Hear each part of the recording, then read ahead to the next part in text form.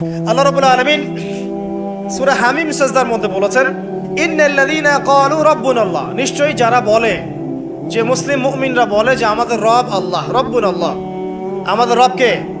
আল্লাহ। সুম্মা ইসতাকামু, এরপর এই কথার উপরে অবিচল থাকে, যে ইস্তেকামা, আমাদের রব আল্লাহ, এটা বলার পরে আল্লাহ পাকের বিধানের উপরে অবিচল থাকে। সুম্মা ইসতাকামু, তাদের কি হবে? তাতানাজ্জালু আলাইহিমুল মালায়েকা, তাদের উপরে আল্লাহর রহমতের ফেরেশতারা নেমে আসবেন ইনশাআল্লাহ। রহমতের ফেরেশতা নেমে আসবেন, তাতানাজ্জালু আলাইহিমুল মালায়েকা, এবং তারা বলবেন আল্লা তাখাফু ওয়া লা তাহজানু, হে মুমিন মুসলিমরা, তোমরা দুশ্চিন্তা করো না, তোমরা ভয় করো না। নাহনু আউলিয়াউকুম ফিল হায়াতিদ দুনিয়া ওয়া ফিল আখিরাহ, আমরা যারা আল্লাহর ফেরেশতা আছি, আমরা দুনিয়া এবং আখিরাতে তোমাদের বন্ধু হয়ে গেলাম।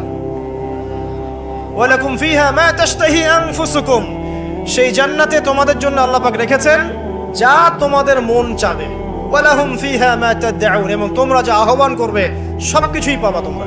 নুজুলাম মিন গফুরির রহিম, এটা আল্লাহ পাকের পক্ষ থেকে একটা মেহমানদারি হবে ইনশাআল্লাহ। তাহলে ইস্তেকামার ফজিলত পেয়ে গেলাম।